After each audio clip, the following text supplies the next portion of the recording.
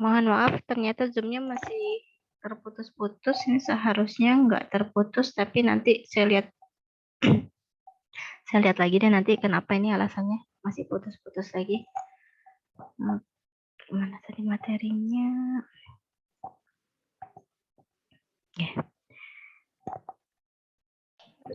Oke. Jadi tadi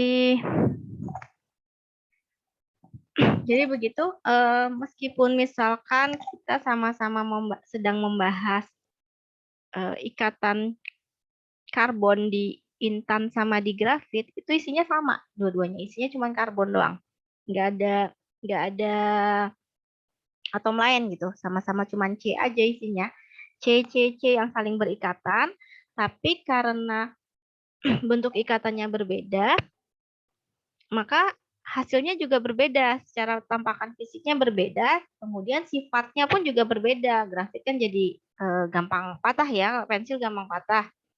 Sedangkan intan adalah termasuk dalam benda yang paling keras di bumi. Tuh.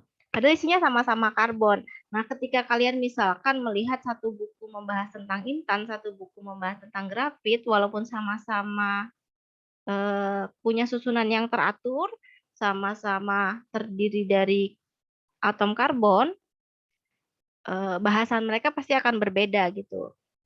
Jadi ketika kalian menemukan buku zat padat dengan yang membahas aplikasi atau terapannya yang berbeda, itu sangat wajar. Apalagi ilmu ini termasuk ilmu yang masih berkembang terus gitu. Jadi bukan ilmu yang sudah selesai penemuannya atau sudah selesai ilmunya sudah selesai gitu, enggak, masih terus berkembang. Jadi ketika ada buku baru yang memberikan teori baru itu sangat wajar. Begitu, tapi tadi buku utamanya tadi sudah saya sebutkan, Charles Kittel. Bisa kalian lihat di e-learning, sudah saya cantumkan apa namanya link downloadnya. Jadi karena e-learning kita tidak bisa mengupload materi yang terlalu besar, jadi saya hanya cantumkan link downloadnya, langsung disambungkan ke Google Drive saya, bisa kalian download di sana. Kemudian materi itu outline referensi utamanya, referensi lainnya tadi sudah saya sebutkan juga, boleh menggunakan buku lain apapun itu yang berhubungan dengan fisika zat padat, mau bahasa Indonesia, bahasa Inggris, atau mungkin yang bisa bahasa Arab, mau mencari rujukan buku dalam bahasa Arab, dipersilahkan. Tidak ada hambatan, tidak saya halangi sama sekali. Nah, untuk pertemuan pertama ini kita akan sudah membahas tentang struktur kristal. Jadi kira-kira ini indikator-indikator yang akan kita pelajari hari ini. Jadi mulai dari definisi kristal, kemudian definisi struktur kristalnya, bedain mana yang sel konvensional sama primitif, kemudian bentuk-bentuk kisi di kristal juga akan dipelajari di pertemuan kali ini. Kemudian, oke, sampai sini ada yang mau ditanyakan? Sebelum saya masuk ke penjelasan tentang materi struktur kristalnya.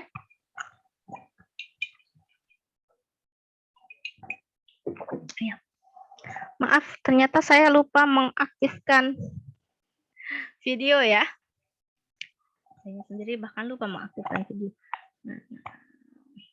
Karena dia template awalnya harus mati videonya. Oke. Oke, ada yang mau ditanyakan sampai sini sebelum kita lanjut saya penjelasan tentang struktur kristal?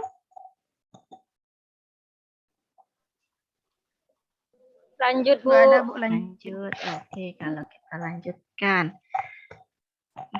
Ini sudah ini sebelum saya lanjut, saya cek dulu ini sudah saya rekam belum? Sudah. Oke. Ini indikator materinya atau indikator pembelajaran di struktur kristalnya. Jadi ini saya harapkan bisa kita selesaikan hari ini. Materinya mudah-mudahan lancar, bisa selesai atau minimal sampai ini yang menggambarkan sebenarnya nggak terlalu sulit. Jadi memang yang saya perlu menjelaskan terutama di 3 poin awal ini aja. Yang lainnya pengantar-pengantar saja karena menggambarkan kalian nanti bisa mencari-cari sendiri bentuk-bentuknya. Mana yang 5 dan 14 itu. 5, 7, dan 14. Oke. Sebelum kita lanjut, ada yang mau menyampaikan pendapat apa yang kalian atau yang ya apa yang kalian ingat atau apa yang kalian langsung pikirkan ketika mendengar kata kristal? Mengkilap, Bu. Mengkilap. Oke, Maya. Yang lain? Asu. Apa?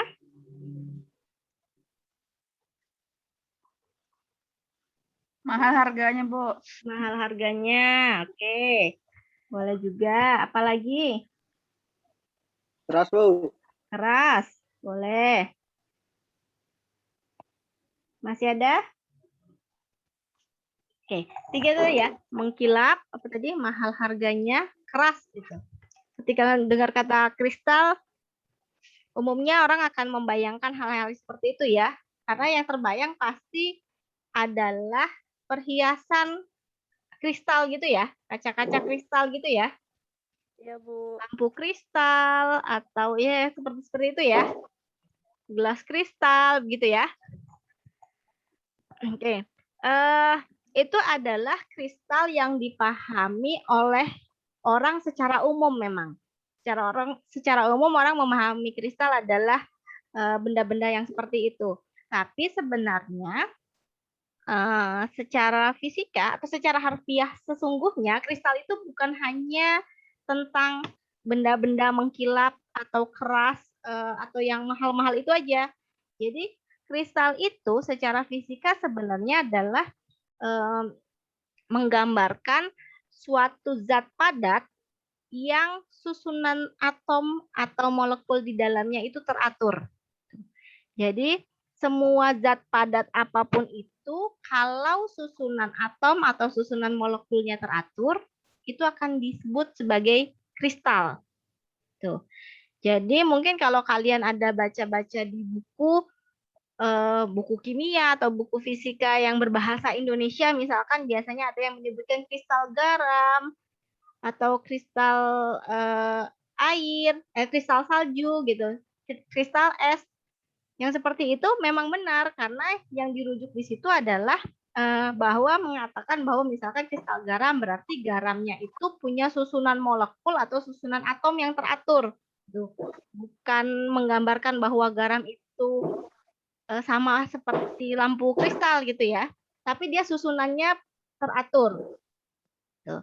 Jadi ya kita mulai dulu dari pemahaman tentang fisika zat padatnya ini. Jadi intinya adalah materi fisika zat padat itu umumnya membahas tentang kristal dan elektron di dalamnya. Tuh.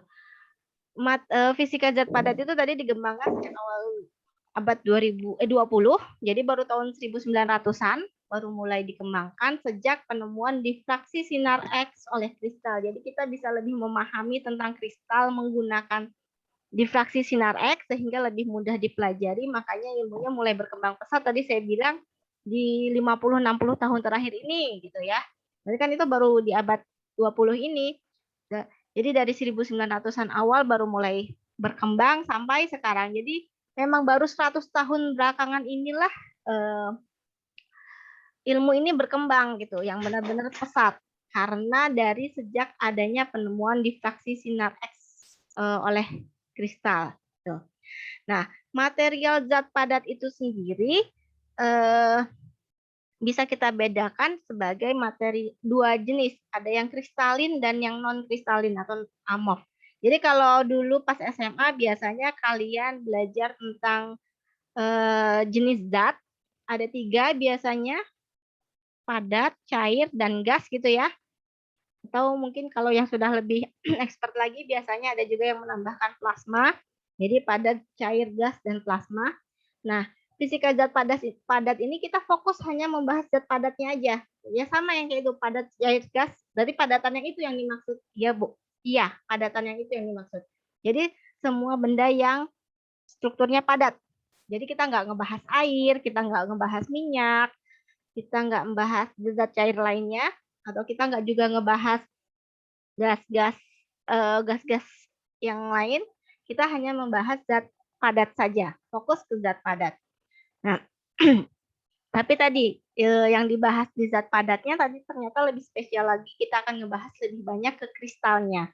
Karena ternyata material zat padat itu bisa diklasifikasikan jadi dua. Ada yang kristal, ada yang non-kristal. Non-kristal itu juga biasa disebut sebagai amorf. Nah, yang kristal itu yang gimana? Kristal itu yang atom atau molekul penyusunnya tadi saya bilang teratur bentuknya. Sedangkan yang amorf itu kalau dia nggak teratur atau dia berantakan.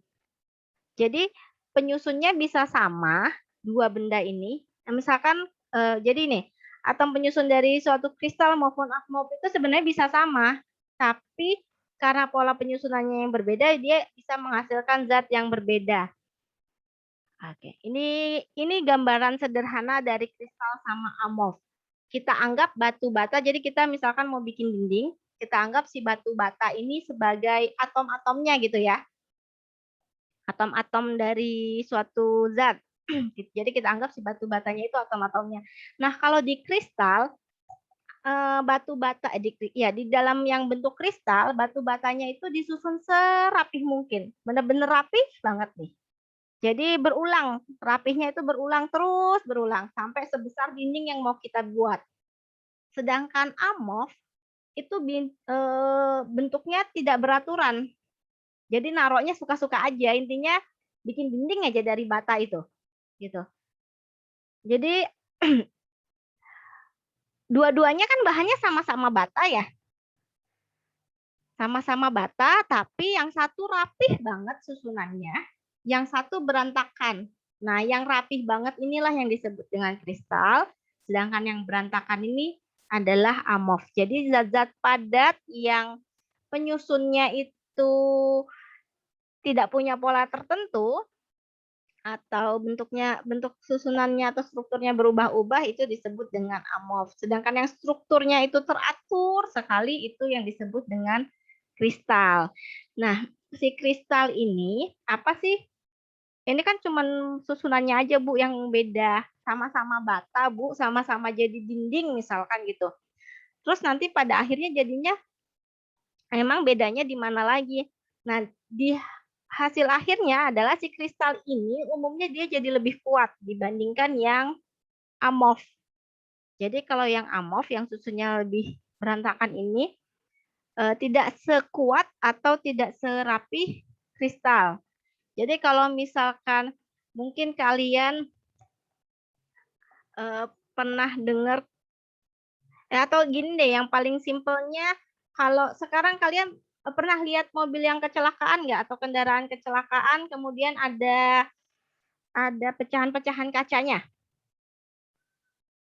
Ada yang pernah lihat di pinggir jalan yang nggak harus ngelihat kondisi kecelakaannya, bekas kecelakaannya aja. Biasanya ada pecahan-pecahan kacanya. Pernah, Bu. Pernah. Pecahan-pecahan kacanya itu gimana bentuknya kalau sekarang?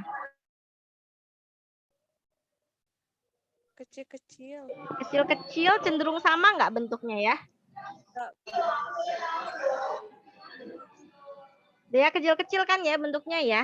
Sedangkan Iya, Bu, kecil. kecil-kecil ya, nggak Iya, Bu. tajam-tajam ya. Biasanya nggak tajam-tajam, beda sama pecahan piring di rumah ya. Kalau di rumah kan tajam tuh. Kalau ada kaca, ya, ada piring atau gelas, Iya, Bu. tajam-tajam tuh ya bentuknya. Nah, kalau yang ini enggak tuh, enggak tajam-tajam, dia Iya, Bu. biasanya cenderung lebih apa namanya? Potongannya tidak setajam kalau kaca yang biasa gitu. Nah, itu terjadi karena dia memang si ininya tadi ikatannya beda. Yang satu amorf, yang piring di rumah atau kaca di rumah yang biasa kita pakai, tapi yang harganya murah ya. Kalau misalkan ternyata ada juga yang pakai piring atau gelasnya gelas kristal ya pecahannya juga nggak tajam-tajam juga kalau jatuh. Ya kita bayanginnya piring daya aja, piring bonus deterjen ya. Nah itu Susunannya tuh amorf. Jadi ketika kita pecahkan, pertama dia lebih gampang pecah karena ikatannya nggak sekuat ikatan kristal. Kemudian ketika dipecahkan, bentuknya biarnya berantakan banget. Karena ini tadi penyusunnya kan juga berantakan. Jadi ya dia pecahnya juga susunannya jadi berantakan. Sedangkan yang bentuknya kristal, dia ketika lepas atau ketika terpecah ada pola-pola tertentu aja gitu pecahnya. Lebih rapih gitu. Jadi nggak tajam-tajam. Nah, ini contoh. Maaf sebentar.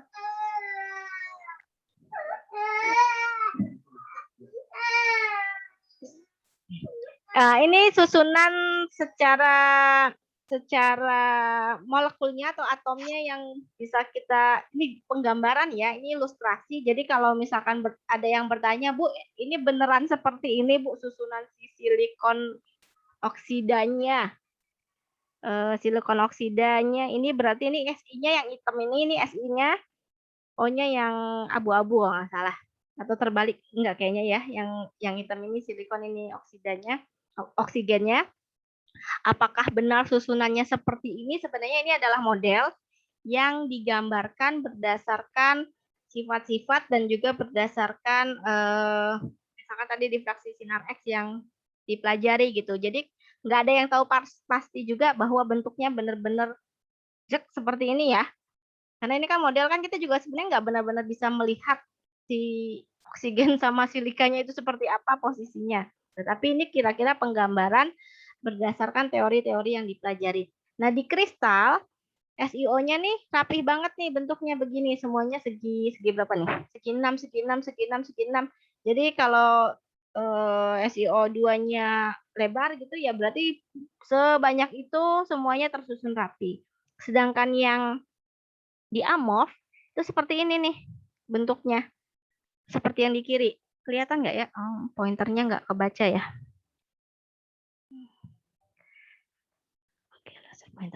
Nih, ya ini nih, yang di sini adalah yang amorfnya. Isinya sama ini sebenarnya nih. Kalau kalian hitung nih, misalkan ini ya, yang utuh. Yang utuh ini ada 1, 2, 3, 4, 5, 6. Ini kebanyakan ya, ada 7 malah. Ada 7 nih. Titik-titik yang abu-abunya, kemudian 1, 2, 3, 4, 5, 6, 7 juga yang ininya. Kemudian di sebelah sini ada 1, 2, 3, 4, 5, 6. Intinya dia tidak jelas, tidak beraturan gitu. Cuman intinya ada SiO2 yang saling berikatan satu sama lain. Sedangkan di kristalin yang bentuk kristal, tapi jadi ini sama-sama SiO2, tapi satu menghasilkan amorf, yang satu menghasilkan kristal. Biasanya kenapa terjadi hal demikian? Ini hanya tergantung pada proses kristalisasinya. Jadi kalau amorf itu biasanya proses kristalisasinya atau pemadatannya itu lebih cepat. Jadi dia apapun lagi seperti apapun posisi atomnya langsung terpadatkan, akhirnya ya udah dia terkunci di situ gitu. Sedangkan kalau di kristalin ini biasanya dia punya waktu yang cukup lama untuk prosesnya. Jadi ada jeda waktu untuk dia bisa menempati posisi yang paling ideal menurut dia. Nah, di kristal SiO2 ini menurut molekulnya, posisi idealnya mereka adalah ketika bentuknya jadi segi 6 seperti ini misalkan. Ini kemudian ada kristal, polikristal, dan amorf.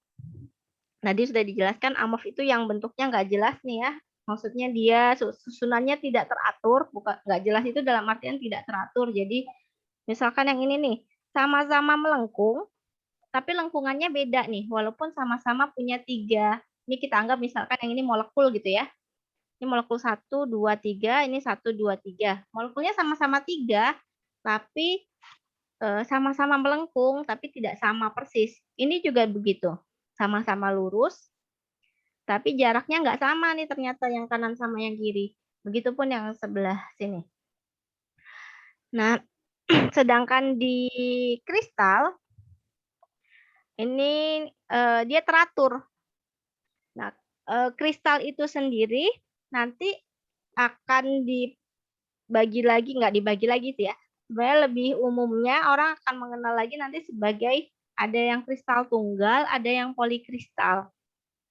Kalau kristal tunggal itu artinya berarti ya semuanya benar-benar teratur seteratur-aturnya sesuai dengan polanya.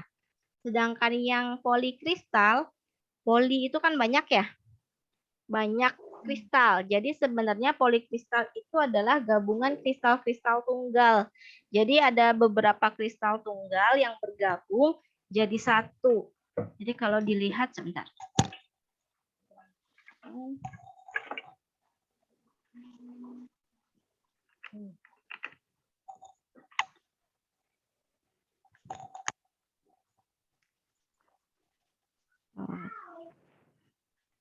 Nah, tulis dulu.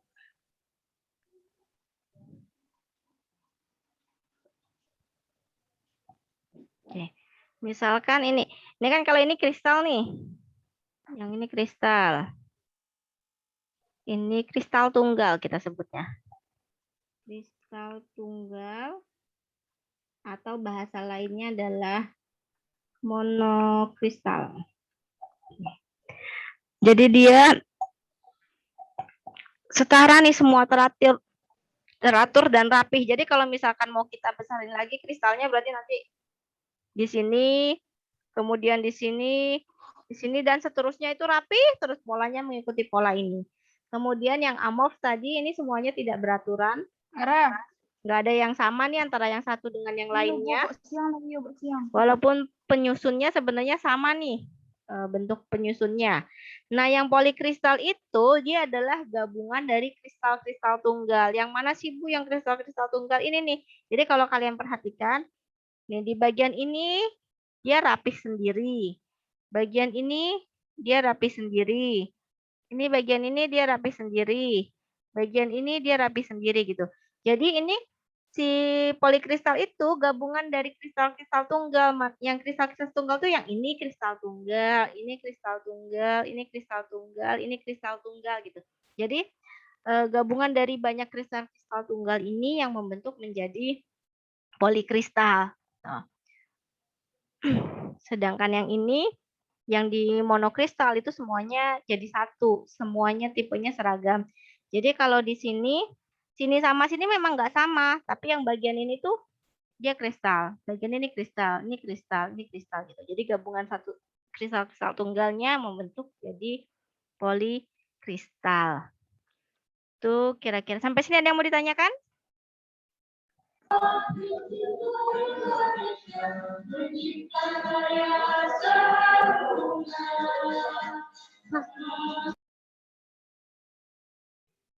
Oke, kalau tidak ada yang bertanya, kita lanjutkan. Kemudian kita masuk ke dasar struktur kristal. Susunan khas atom-atom dalam kristal itu disebut sebagai struktur kristal. Jadi tadi kan atom-atom dalam kristal itu katanya harus teratur, harus rapi, harus tersusun secara periodik. Periodik itu berarti berulang-ulang ya, terus-terusan. Harus rapi. Nah, penyusunnya ini disebut susunan awalnya itu disebut sebagai struktur kristal. Nah, struktur kristal itu terdiri dari dua hal. Jadi untuk bisa jadi struktur kristal itu harus punya dua hal. Pertama adalah kisi atau lattice. Kita dalam bahasa Indonesia menyebutnya kisi, bahasa Inggrisnya adalah lattice. Dan juga basis. Jadi harus ada kisi sama basisnya supaya jadi struktur bisa membentuk suatu struktur kristal.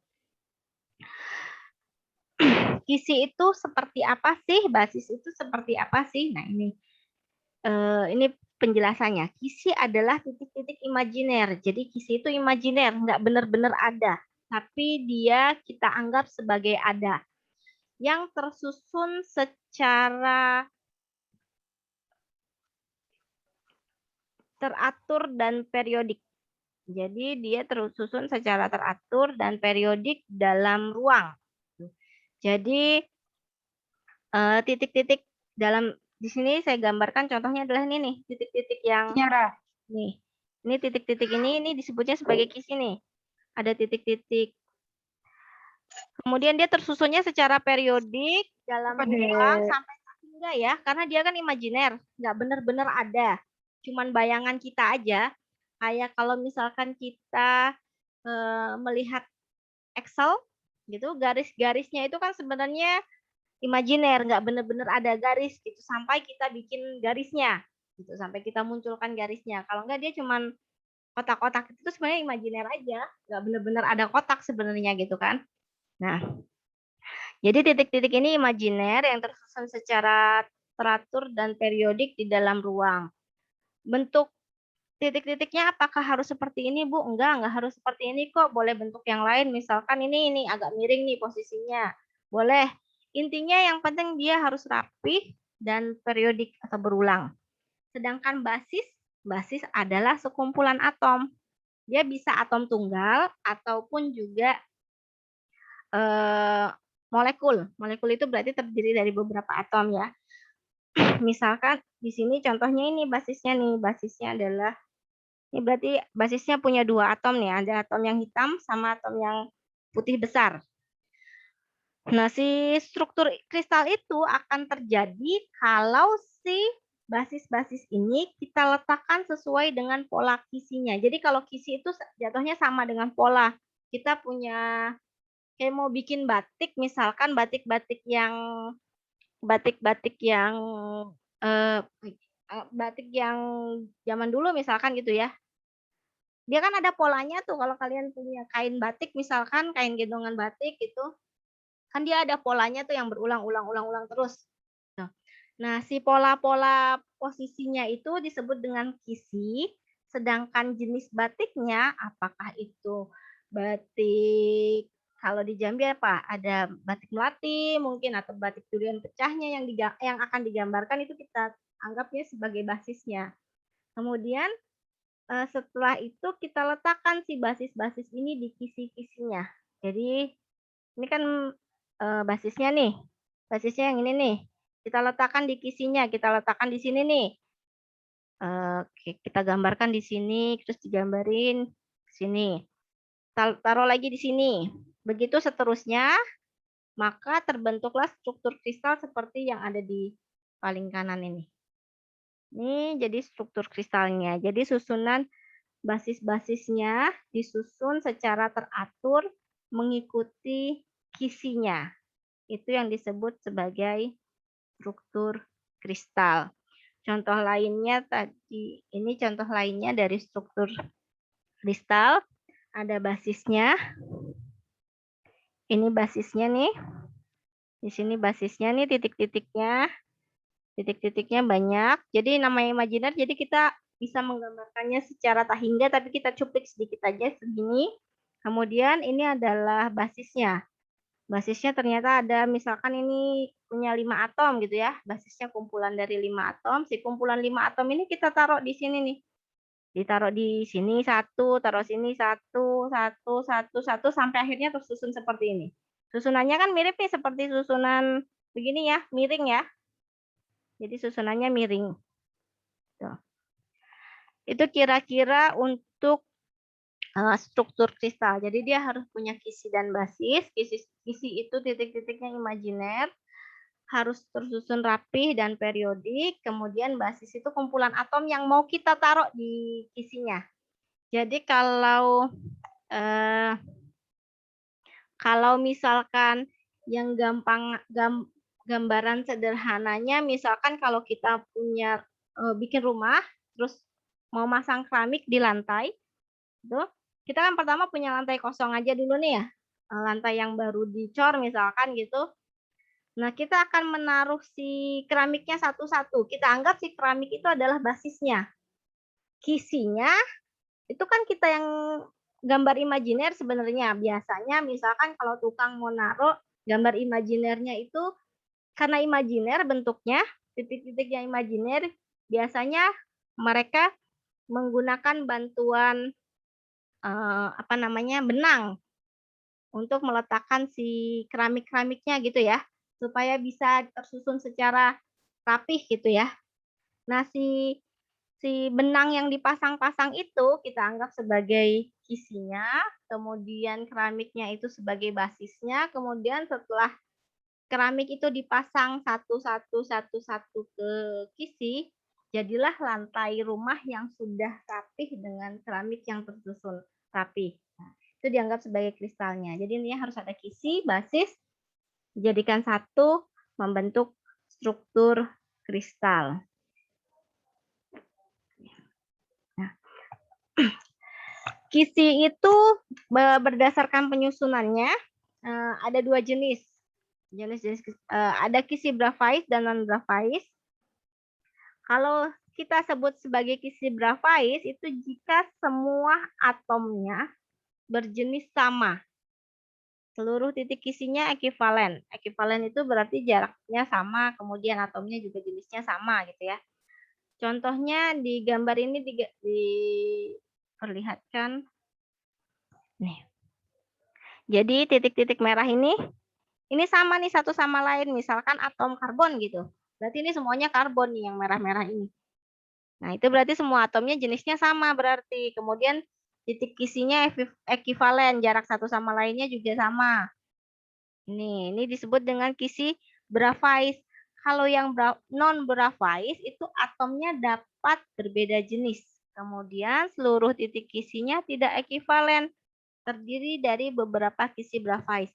Jadi biasanya kalau yang non grafais, kalau kalian perhatikan yang sebelah kanan, ini ada yang merah-merah. Yang merah-merah ini kan berarti sejenis ya, menggambarkan sejenis. Dia digambarkan sebagai titik yang sama-sama berwarna merah dengan ukuran yang sama, itu menunjukkan bahwa dia adalah atom yang sejenis. Jadi sebenarnya ini sejenis nih. Jadi kalau kita ngelihatnya cuma yang merahnya saja, ini termasuk kisi grafais. Tuh, karena dia sama, sejenis, kemudian ekivalen juga, berarti dia sejenis. Berarti dia masuknya grafais. Tapi ternyata di dekat dia ada atom yang biru nih. Kalau kita lihat dulu yang birunya aja nih. Ini biru. Saya ganti warnanya dulu. Sini. Ini yang birunya.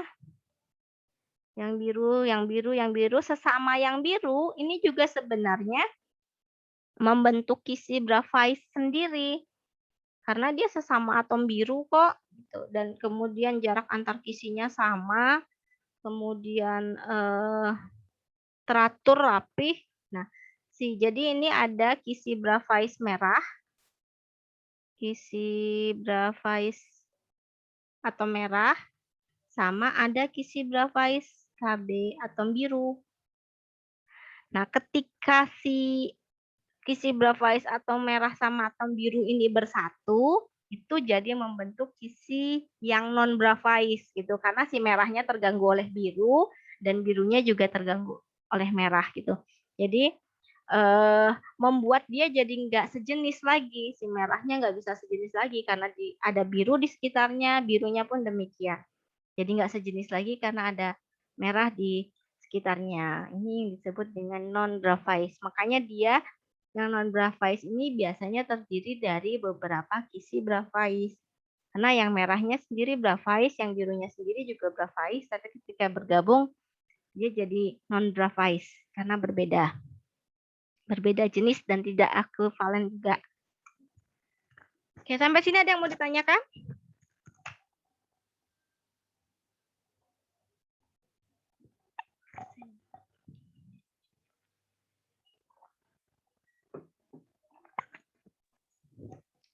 Kalau tidak ada, saya lanjutkan dulu. Lanjutkan ke operasi translasi kisi.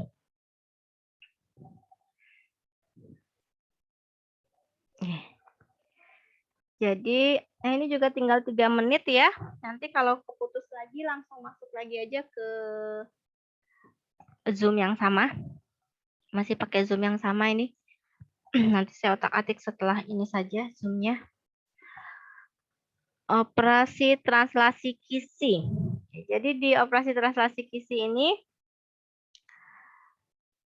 di dalam kristal itu tadi ada kisi-kisi yang ekuivalen, yang sesuai dengan lingkungannya, dan diklasifikasikan menurut simetri translasi. Operasi translasi kisi didefinisikan sebagai perpindahan dari sebuah kristal oleh sebuah vektor. Vektornya adalah vektor translasi, pakai simbolnya T. Vektor translasinya, simbolnya T, yang secara matematisnya dituliskan begini. T sama dengan U1A1 tambah U2A2 tambah U3A3. Ini berarti kalau ada 3 ini kita nganggapnya 3 dimensi ya. Kalau misalkan dia 2 dimensi berarti cuma sampai U1 dan U2 aja. U3-nya nggak ada. Nanti tergantung kristal apa yang kita bahas, yang 2 dimensi, bukan kristal apa yang dibahas. Bagaimana kita membahas kristalnya, secara 2 dimensi atau secara 3 dimensi. Kalau 2 dimensi berarti kita cuma lihat permukaan, kalau 3 dimensi berarti kita lihat volume. Jadi ini vektor translasinya, di mana untuk vektor translasi itu, U-nya itu harus bilangan bulat. Karena kita mempelajari susunan atom. Jadi kalau susunan atom, misalkan tadi kisinya gini nih. Agak miring sedikit. Misalkan ini kisinya nih. Kemudian dia mengalami perpindahan, misalkan yang ini ke suatu posisi. Dia pindahnya itu harus ke titik-titik lain yang tersedia. Nggak boleh pindahnya tiba-tiba cuma sampai sini doang. Tuh. Kita kan yang kita pelajari adalah sesuatu yang sudah ada di alam ya. Jadi dia nggak bisa nih pindahnya cuma ke tengah-tengah gini doang. Dia bisa pindahnya ke sini atau sekalian ke yang sini, ke yang jauh ke sini gitu, atau ke yang pojok sini bisa. Tapi dia pindahnya tuh pasti ke titik-titik lainnya. Jadi makanya harus pasti dia bilangan bulat. Hanya sekali ke sini atau sini gitu. Makanya dia menjadi bilangan bulat. Kemudian si A1, A2, A3-nya atau si A-nya ini adalah vektornya atau sama dengan sumbu-sumbu kristalnya. Jadi kalau biasanya kita kenal sumbunya X, Y, Z, kalau di kristal kita pakai sumbunya A1, A2, A3 gitu. Ini contohnya, contoh operasi translasinya. Jadi titik ini kristalnya mengalami translasi. Apakah dua-duanya ini merupakan translasi? Tinggal kita lihat nih. Ini T1, yang ini T2. Oke, kita lanjutkan di Zoom penjelasannya di Zoom yang selanjutnya ya. Ini